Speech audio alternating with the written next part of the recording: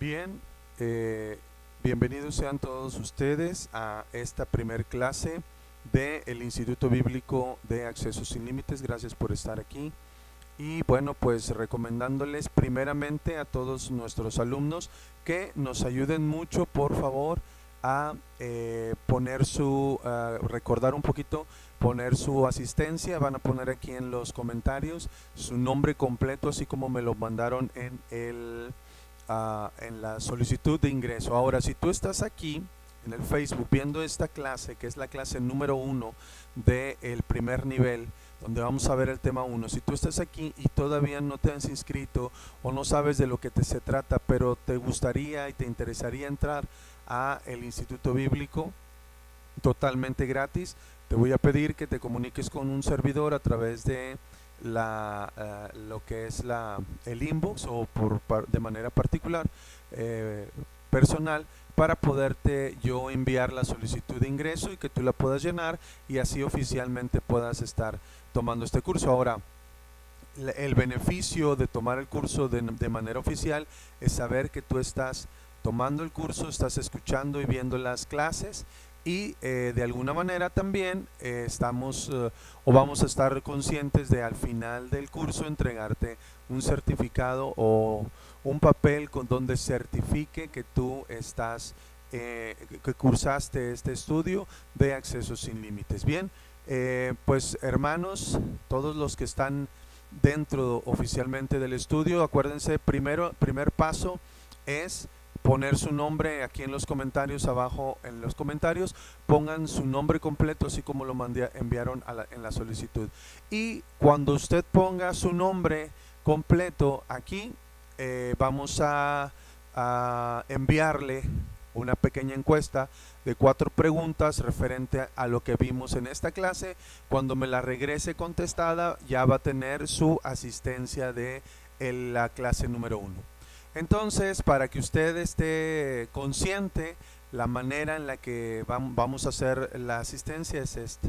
Y recuerden que para tener su certificado oficial es tener el 100% de las clases vistas.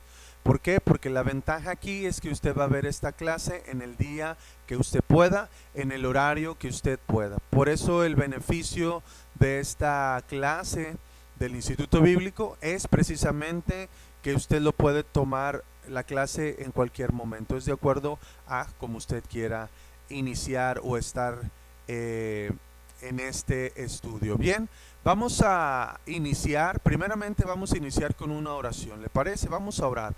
Padre, te damos gracias en esta hora porque tu presencia está con nosotros y nada de lo que hacemos, Señor, es por nuestra cuenta. Todo lo hacemos como para agradarte a ti, como para obedecerte a ti, Señor, obedeciéndote a ti.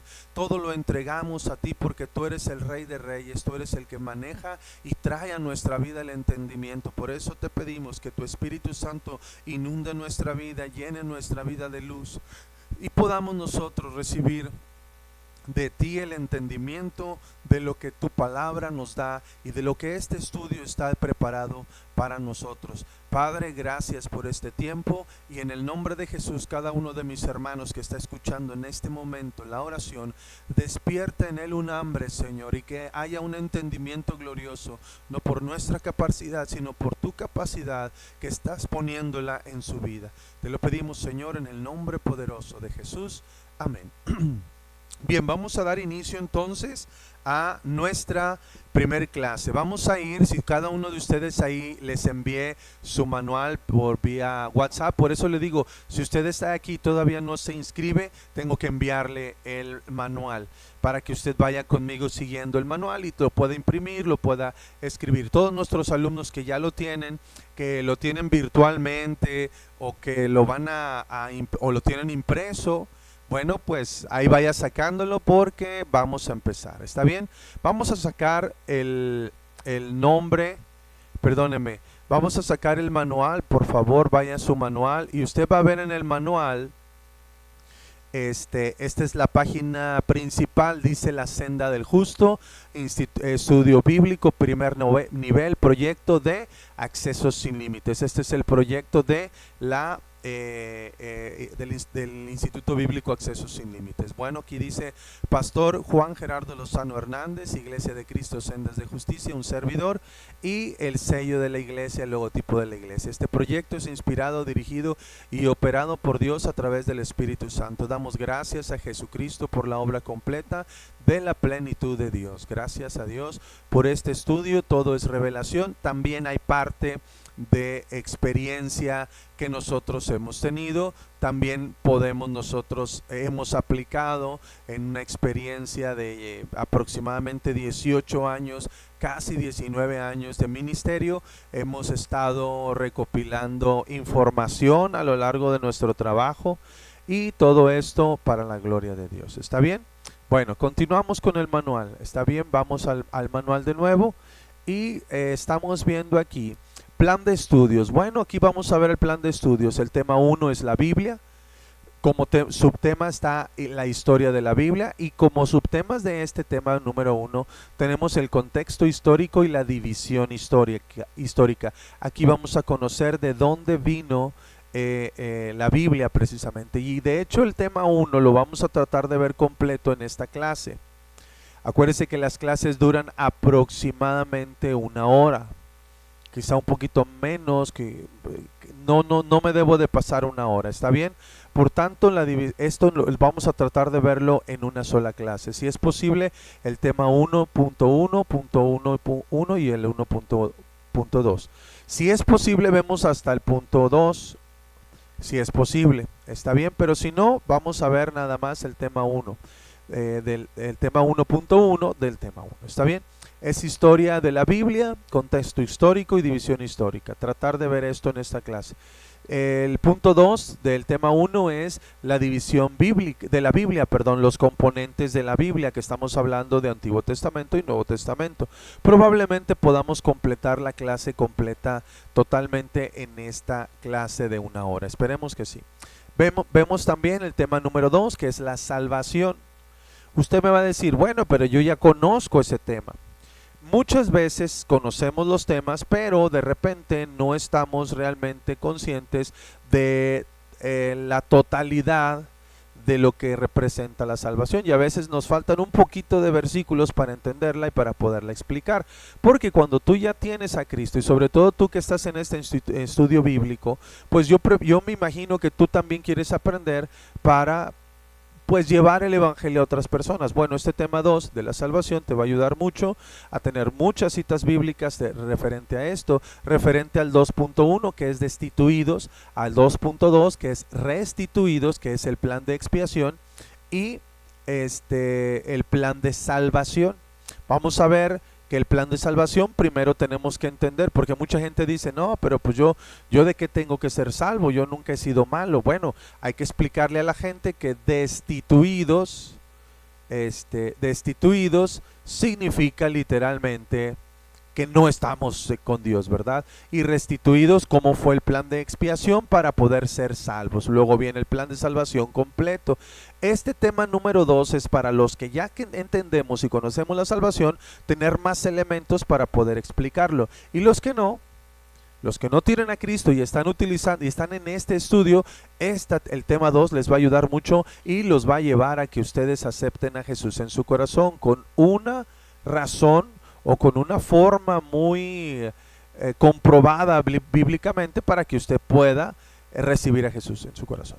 El tema 3 es la actitud y aptitud del justo, es decir, ya recibí a Jesús, ya lo tengo en mi corazón, ahora cuál debe de ser mi actitud para ser apto, ¿verdad?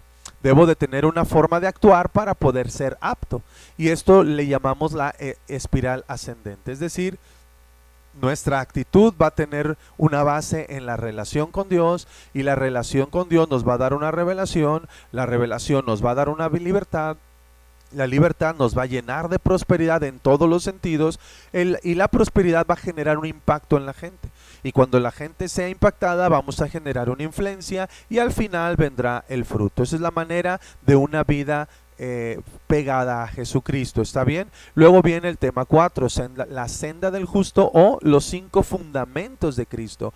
Y primeramente vamos a ver 2 herramientas para entender esta senda del justo o los 5 fundamentos de Jesús. Y las herramientas son identidad y fe. Lo vamos a ver como el primer tema del tema 4. Luego viene el perdón, luego la liberación de la naturaleza pecadora, justicia, autoridad y poder. Todo esto lo vamos a ver como un crecimiento de la senda del justo, porque la palabra de Dios dice que la senda del justo es como la aurora de la mañana que va de aumento en aumento. Eso significa que nosotros debemos de llegar a una plenitud de hijos de Dios en algún momento. La palabra de Dios también lo puede llamar como el camino de perfección.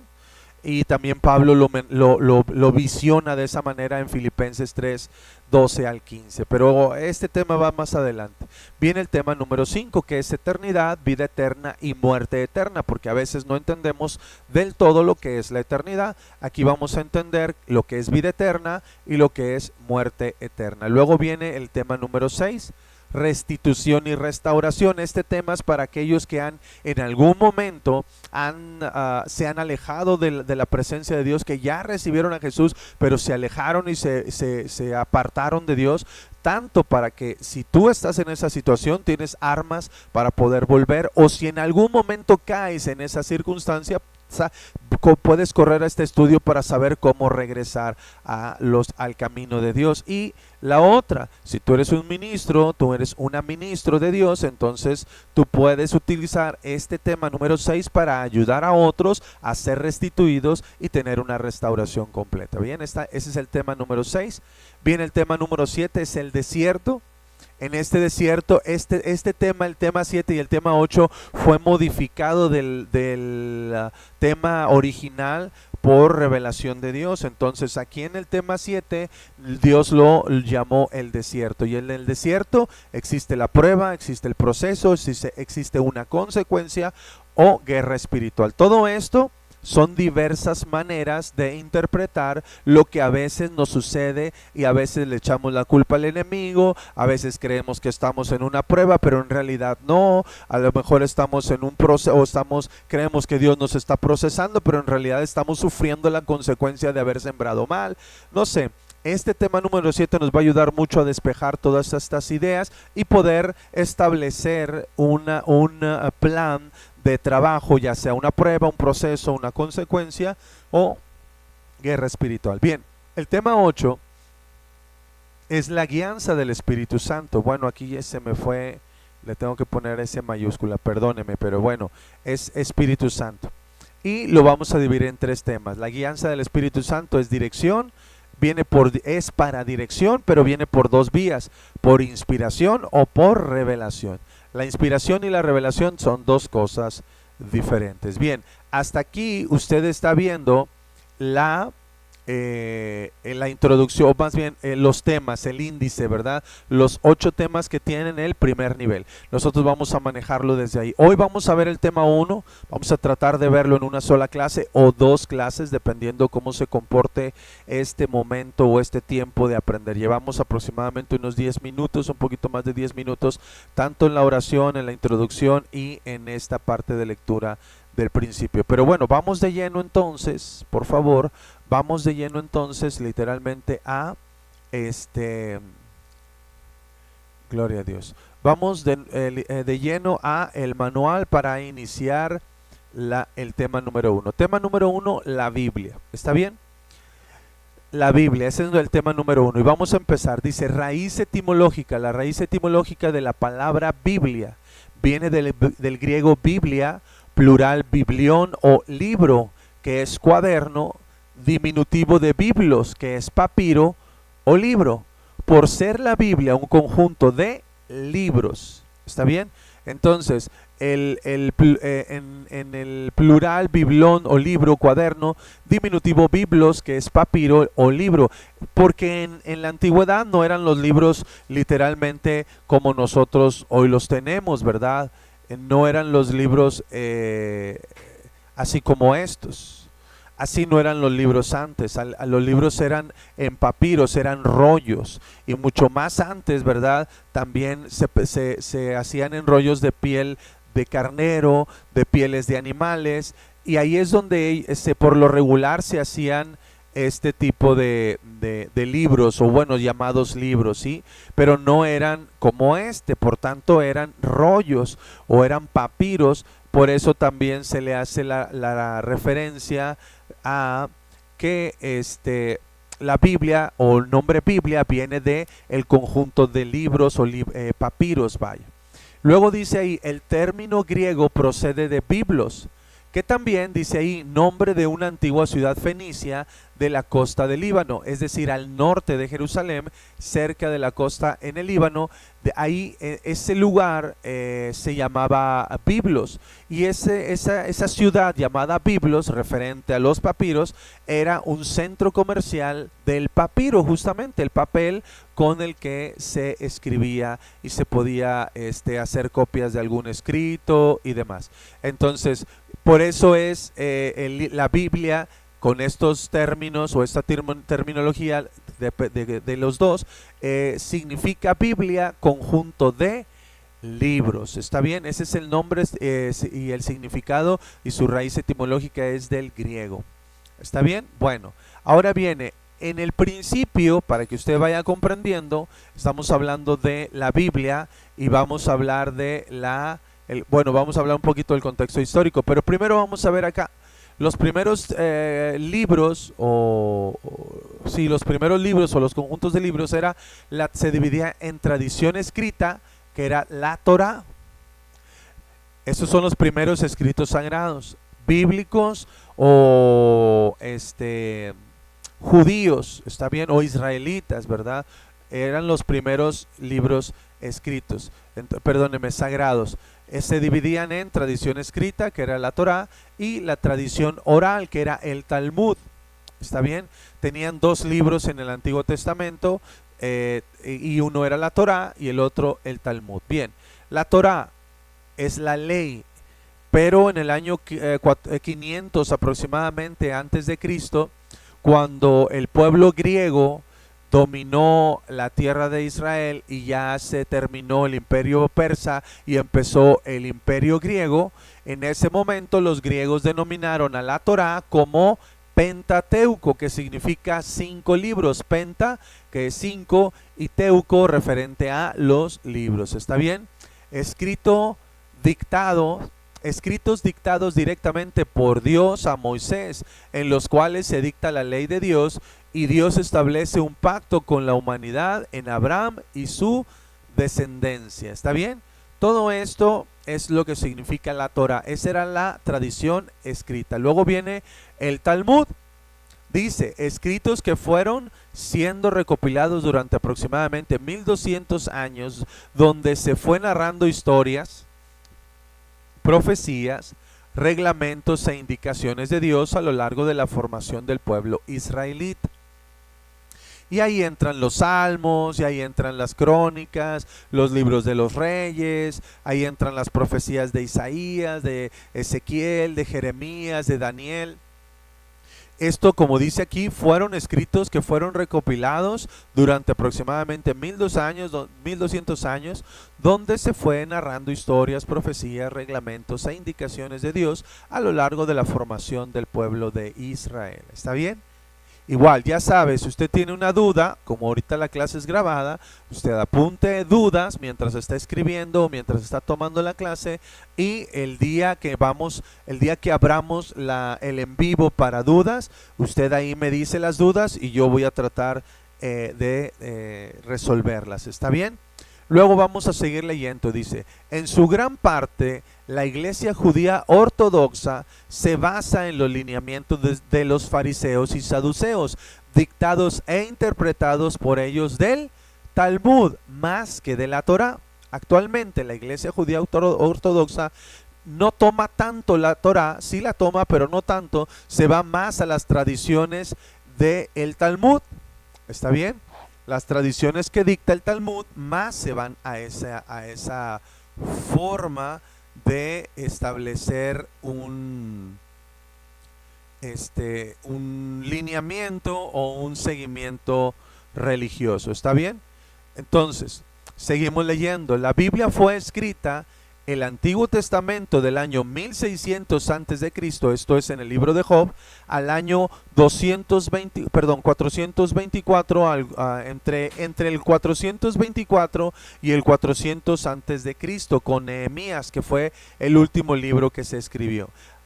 Pastor, pero es que el último libro es Malaquías. Sí, pero la Biblia en el Antiguo Testamento no está acomodada cronológicamente. Ya le voy a explicar más adelante cómo está acomodada.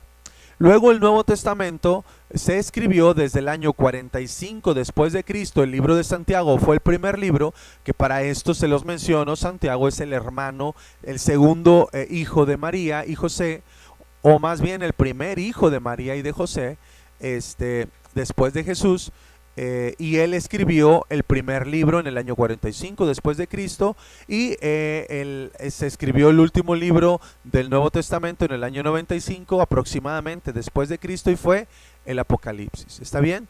Existen los libros protocanónicos y los libros deuterocanónicos. ¿Está bien? Los protocanónicos, dice aquí, es el primer canon, ¿sí? Son los considerados dentro de la Biblia hebrea y protestante.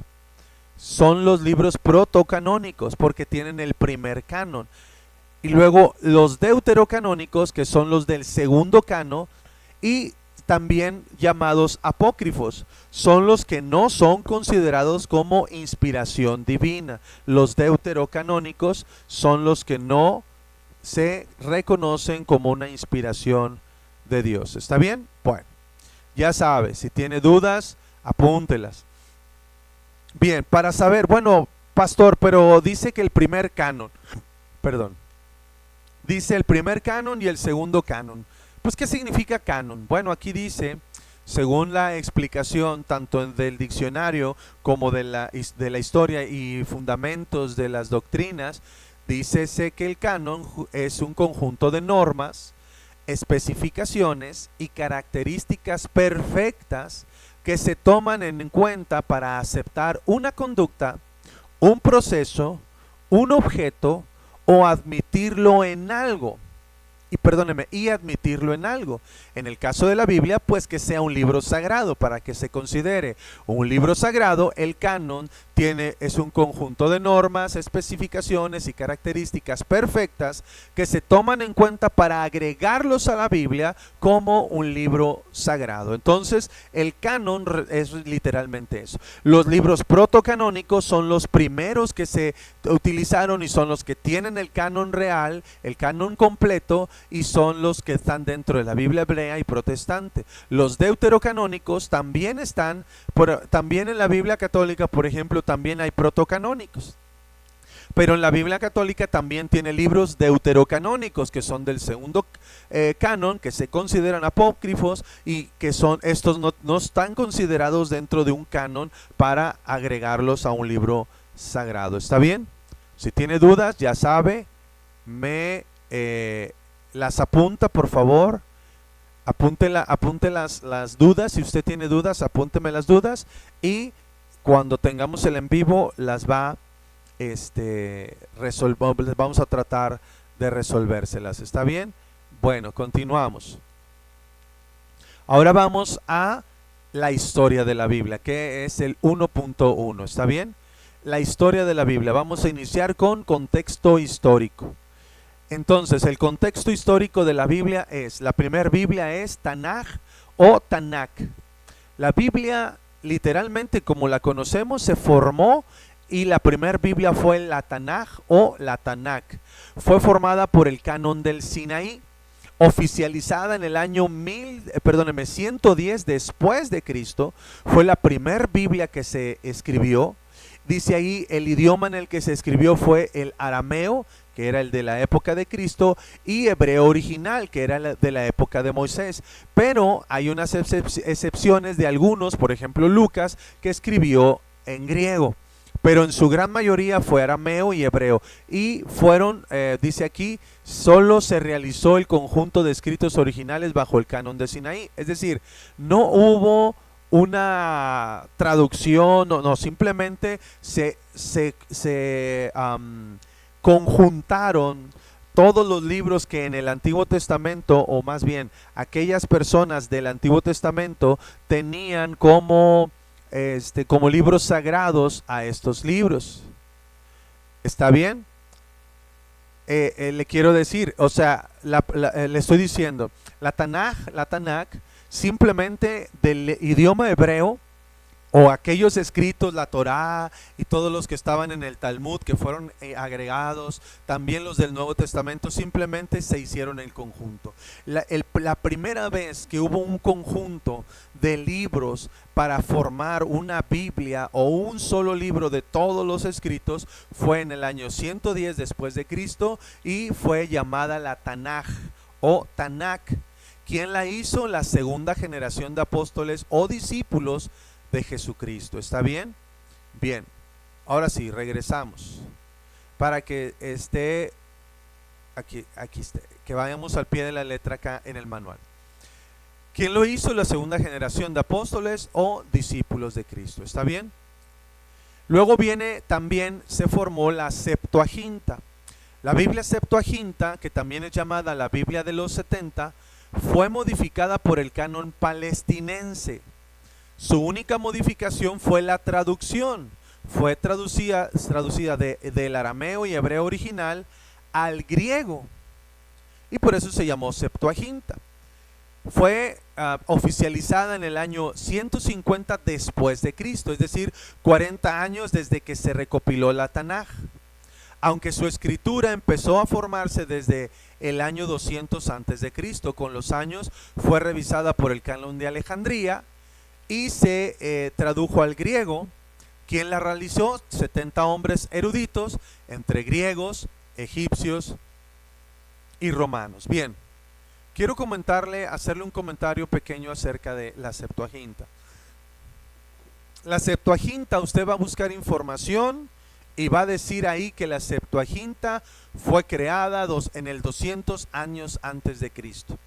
Pero la Septuaginta no podía haberse creado en esa fecha o en esas fechas porque están incluidos los evangelios y están incluidas las cartas de Pablo, y Pablo no vivía en el año 200 antes de Cristo.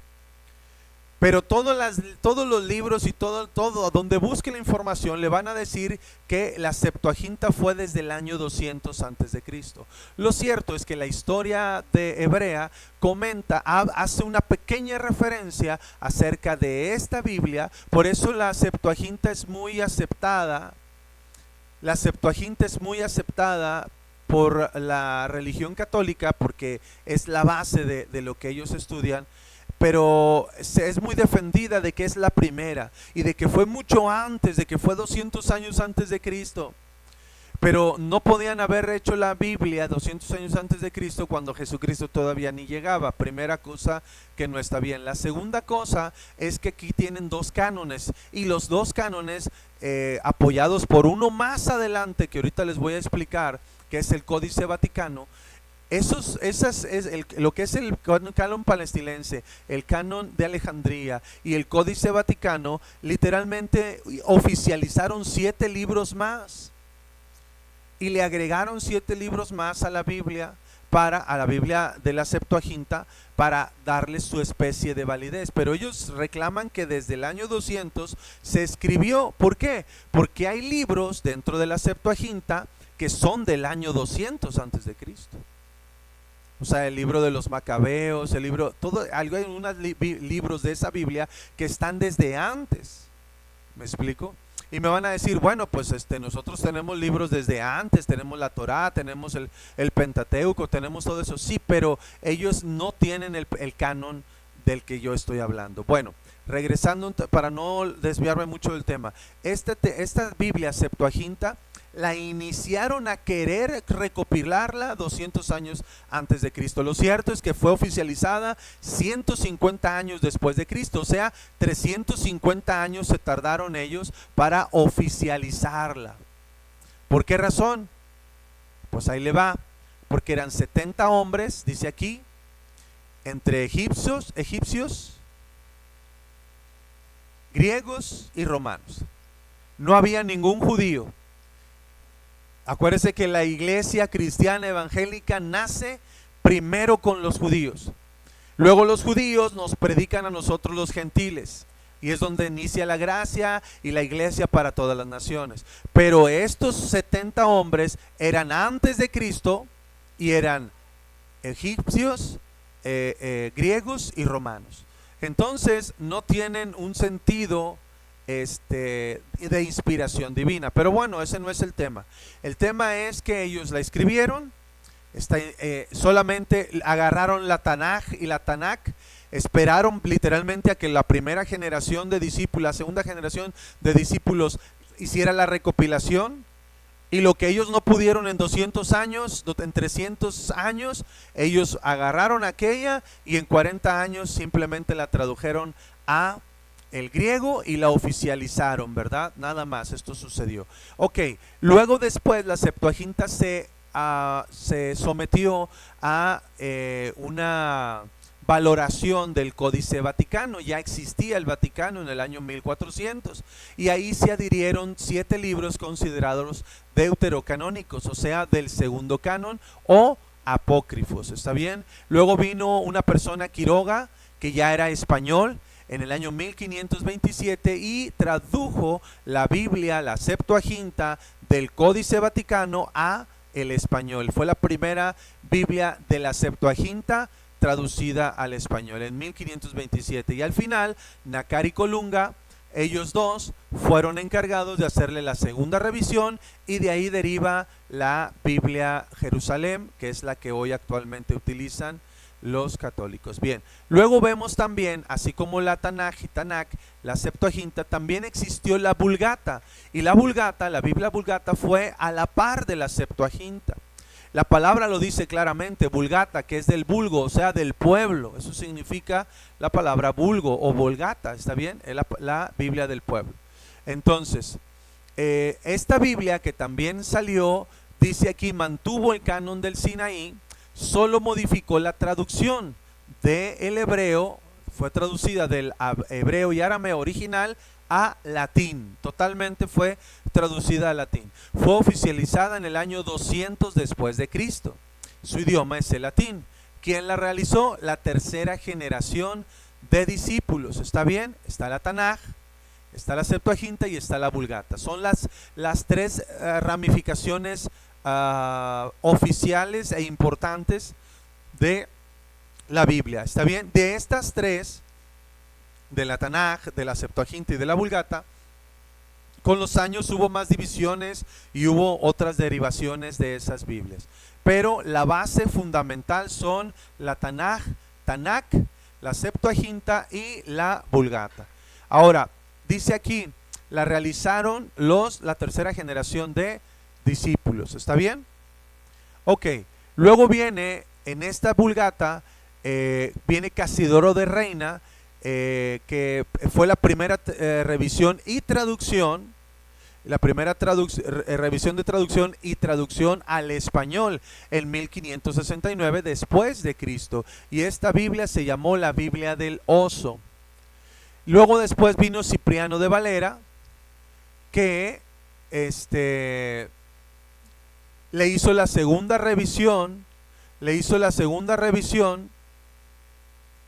en el año 1602 después de Cristo. ¿Está bien?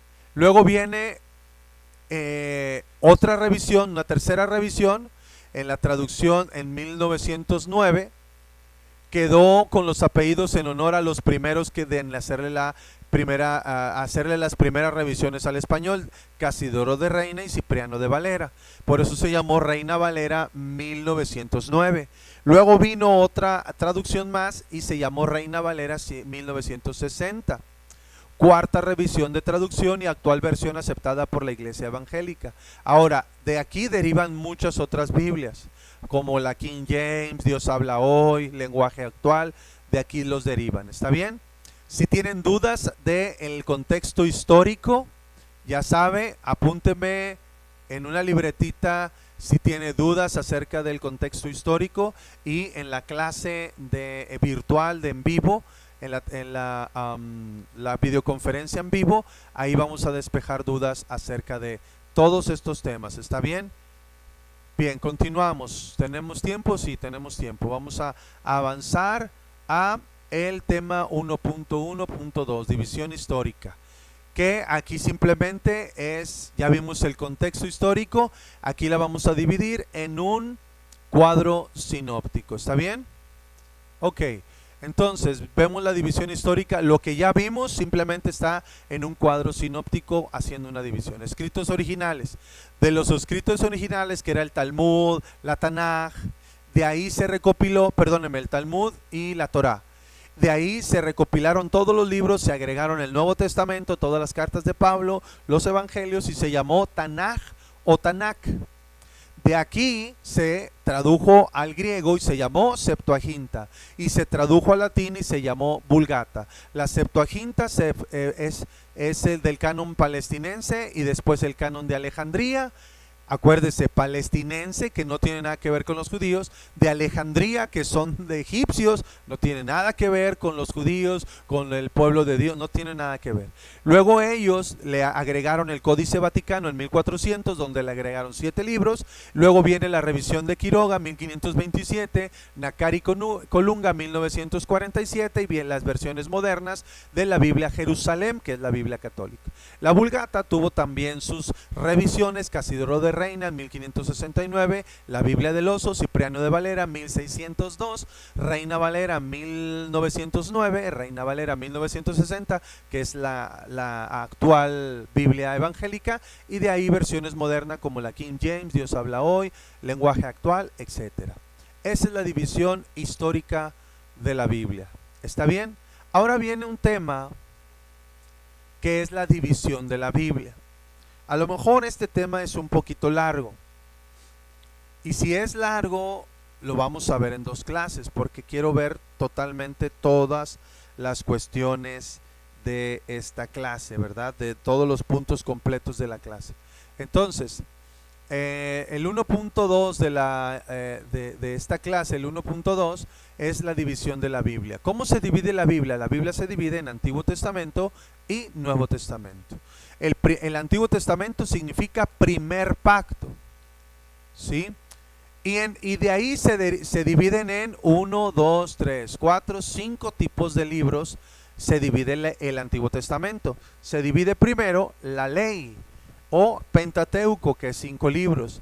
Entonces, primero en la Biblia del Antiguo Testamento, primero tenemos 5 libros que representan la ley, o Pentateuco, que significa 5 libros. ¿Está bien? Que es la Torá: Génesis, Éxodo, Levítico, Números y Deuteronomio. ¿Está bien?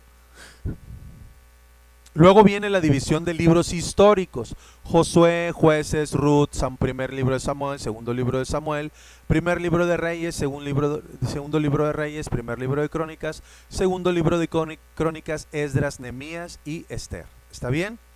Luego, después de aquí vienen los libros poéticos, que es Job, Salmos, Proverbios, Eclesiastés y Cantar de los Cantares. Luego vienen los profetas mayores y profetas menores. ¿Por qué son mayores? ¿Porque tuvieron más fama? ¿Porque tuvieron más poder? No, porque entonces aquí ¿dónde está Elías? Elías no está aquí, y Elías es uno de los más grandes y poderosos profetas que hubo. Pero Elías no tuvo escritos de que profetizaran al Mesías. Entonces, el acomodo de los profetas mayores y menores es referente a las profecías del Mesías. Entonces, el que tenía más profecía del Mesías, ese fue el primero. Y luego el segundo, el que tenía muchas, pero un poquito menos del primero, y así sucesivamente. Se dividieron en mayores y menores precisamente por la cantidad de profecía acerca del Mesías. Entonces, Isaías es el que más profecía de Jesucristo tiene. De hecho, tiene 66 capítulos que representan los 66 libros de la Biblia actual, de la Biblia Vulgata, que se convirtió en Reina Valera 1960. Son 66 libros. ¿Está bien? Y en todos los libros, en todos los capítulos de Isaías, en todos hay una profecía del Mesías. Luego viene Jeremías, que Jeremías escribió más de las profecías finales que de las de en ese momento, pero también está. Luego viene Lamentaciones, luego viene Ezequiel y Daniel. Estos son los profetas mayores. Luego vienen los profetas menores, estos referentes a que tienen poca profecía del Mesías y más otras profecías acerca de otras cosas, pero menos de el Mesías. Entonces en los profetas menores está Oseas, Joel, Amós, Abdías, Jonás, Miqueas, Nahum, Habacuc, Sofonías, Ageo, Zacarías y Malaquías. Ahora, estos fueron acomodados no por orden cronológico. Se va a ir usted al anexo 1, creo que es el anexo 1 o el anexo 2, no estoy seguro, pero usted se va a ir al anexo que tengo aquí en este manual y ahí le va a decir la cronología de los profetas. Si usted quiere saber quién fue el primer profeta que profetizó y el último, ahí están por cronología, pero en la Biblia no están por cronología. En la Biblia están por número de profecías del Mesías. Oseas tiene más profecías del Mesías y Malaquías menos, y así fueron acomodados. ¿Está bien? Regreso. Ahora, el Nuevo Testamento se dividió en 1, 2, 3, 4 y 5, también en 5 partes el Nuevo Testamento. Y el Nuevo Testamento es el segundo pacto. Como en el primer pacto del Antiguo Testamento existen 5 libros que son la ley, en el Nuevo Testamento viene a ser la sustitución de la ley o la completación de la ley, ¿está bien? Que son los evangelios y representan la gracia. Son 5 evangelios, sustituyen la ley o la completan y nos revelan la gracia. Es Mateo, Marcos, Lucas y Juan. ¿Estamos? Ahí es donde vamos a contemplar totalmente estos libros, esta división. Ahora vienen los libros históricos, que solamente es uno, el libro de los Hechos, solamente es un libro, ¿está bien? Luego vienen las cartas de Pablo, que estas pueden representar, entre otras cosas, como los libros de los profetas, o incluso libros poéticos, aunque son cartas donde el fundamento de la doctrina de la iglesia está vigente, ¿está bien? Aquí es donde la iglesia tiene su vigencia, su doctrina vigente, en las cartas de Pablo literalmente, también en el evangelio, pero las cartas de Pablo ayudan mucho a tener una doctrina sana y completa dentro de la iglesia. Ahora, las cartas de Pablo, note usted, se dividen en 3 tipos de cartas de Pablo, no son todas las cartas de Pablo, sino que las cartas de Pablo se dividen en 3 tipos, las cartas eclesiásticas, las cartas ministeriales y las cartas personales. Son 3 tipos de cartas: cartas eclesiásticas, cartas ministeriales y cartas personales. Ahora, ¿cuáles son las cartas eclesiásticas? Pues cuando Pablo le escribió a la iglesia de Roma, a la iglesia de Corintios una vez, la iglesia de Corinto segunda vez, a la iglesia de los Gálatas, a la iglesia de Éfeso, a la iglesia de Filipo, a la iglesia de Colosa, a la iglesia de Tesalónica, una vez y otra vez. ¿Está bien? Por eso está la carta a los romanos, primera de Corintios, segunda de Corintios, Gálatas, Efesios, Filipenses, Colosenses, primera carta a Tesalonicenses y segunda carta a los Tesalonicenses. Esas son las cartas eclesiásticas, le escribe a la iglesia. Luego él escribió a los ministros, a Timoteo una vez, a Timoteo otra vez y a Tito. Timoteo y Tito fueron sus ministerios y les escribió cartas ministeriales. ¿Está bien? Y luego la carta a Filemón. La carta a Filemón no es una carta ministerial, porque Filemón no era un ministerio, no era un discípulo de Pablo. Filemón era un hombre rico. Usted lea la carta, es muy interesante, muy hermosa esa carta. Filemón era un hombre rico que era amigo de Pablo y que le había ayudado muchas veces y económicamente había ayudado a la iglesia, incluso albergó en su casa y en sus terrenos a la iglesia por mucho tiempo y ayudó mucho a Pablo en sus viajes de ministerio. ¿Sí? Pero la carta, la esencia de la carta es una carta personal donde cuando Pablo estaba en Roma, estaba encarcelado en Roma, se topó con un muchacho llamado Onésimo y recibió a Cristo, y Onésimo le ayudaba mucho y era un hombre valeroso de mucho valor para el ministerio. Pero cuando Pablo se enteró que Onésimo le había robado a Filemón, que le había robado a Filemón. Entonces cuando Onésimo sale de la cárcel, ya cumpliendo su condena, le da una carta a Onésimo y le dice: ve con Filemón y le vas a entregar esta carta.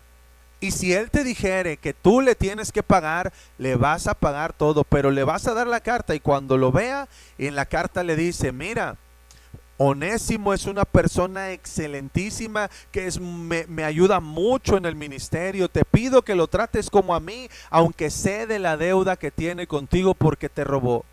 Te pido, amigo, que si algo te debe, yo te pagaré hasta el doble para que tú lo dejes con libertad a hacer el trabajo de la iglesia. Es una representación de la gracia.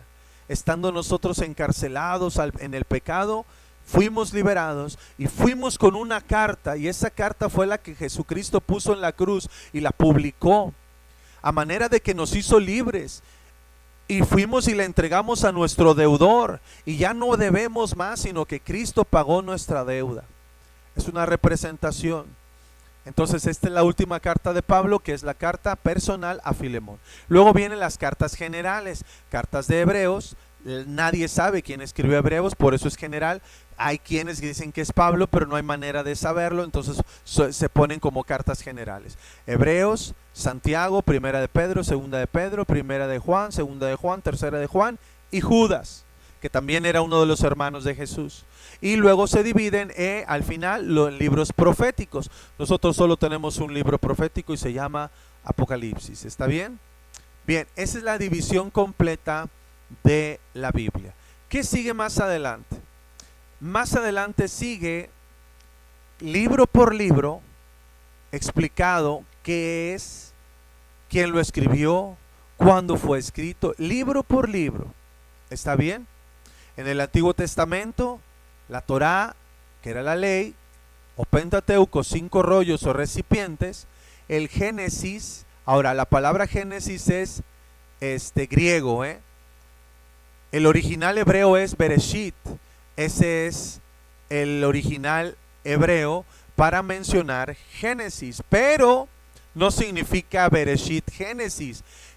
Bereshit significa en el principio, que esa es la expresión que está por primero encabezando toda la Torá, Bereshit, o sea, en el principio, y así empieza la Biblia.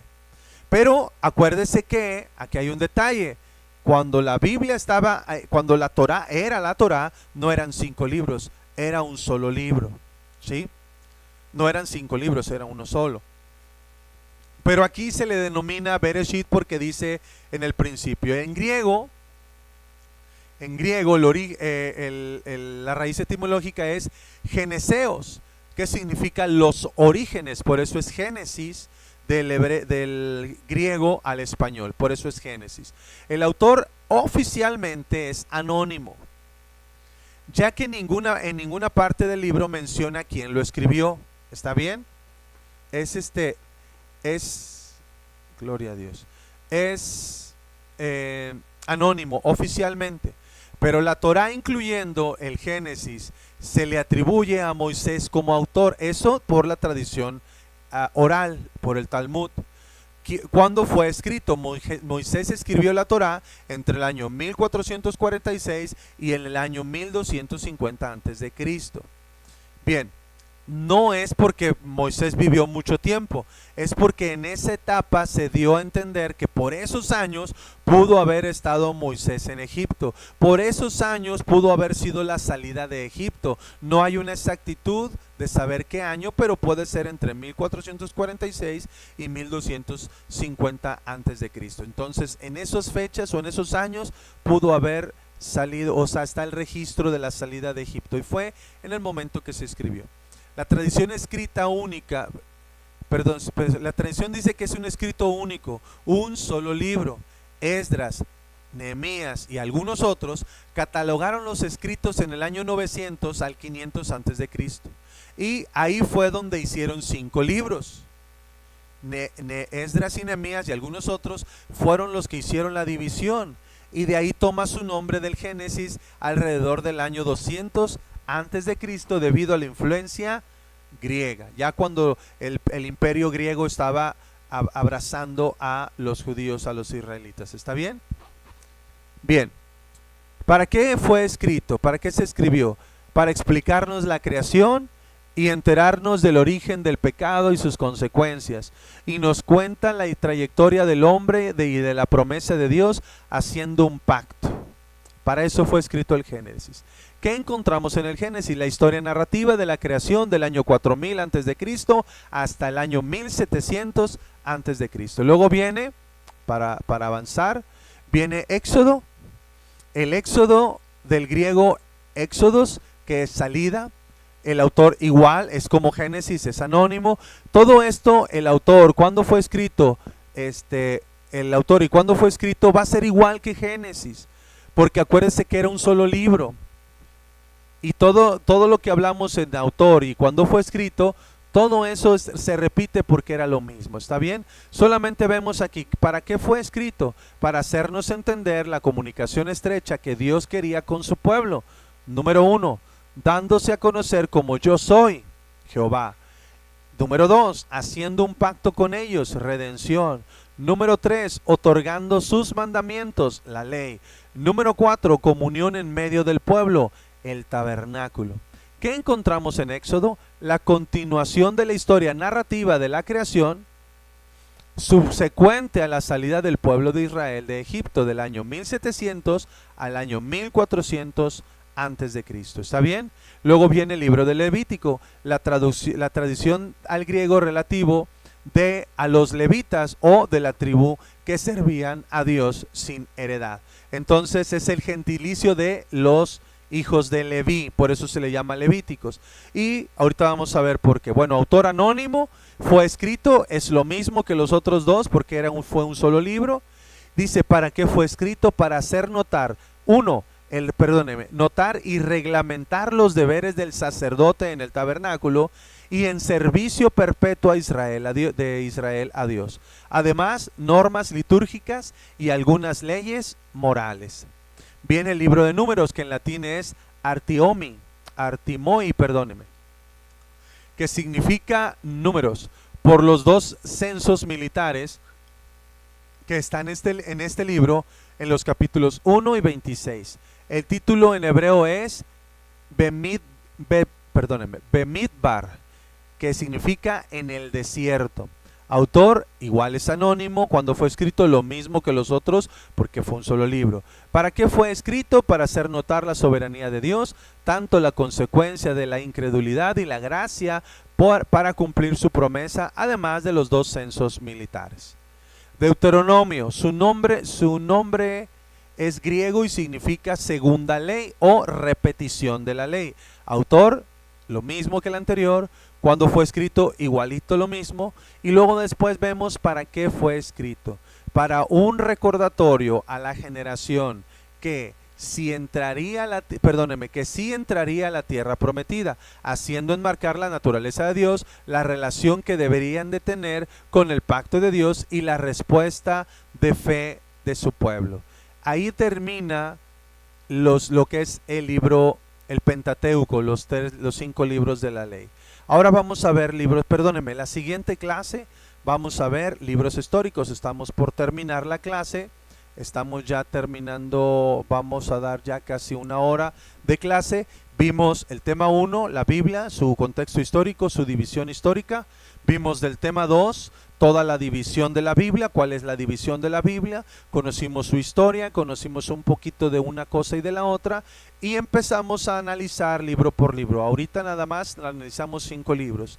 Génesis, Éxodo, Levítico, Números y Deuteronomio, los primeros 5 libros de la ley.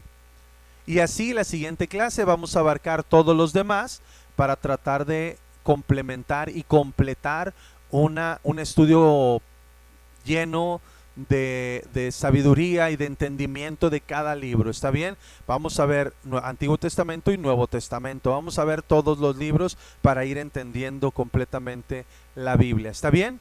Bueno, hermanos, amigos, alumnos, todos los que están por ahí tomando esta clase y han llegado al final de la clase, espero que sí.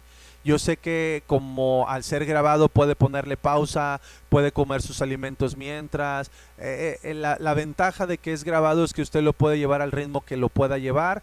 Espero que haya terminado bien esta clase, primer clase, la clase número 1. Le damos gracias a Dios por haber llegado hasta este punto y que haya podido terminar la clase número 1. Recuerde poner como asistencia todo su nombre completo aquí en los comentarios.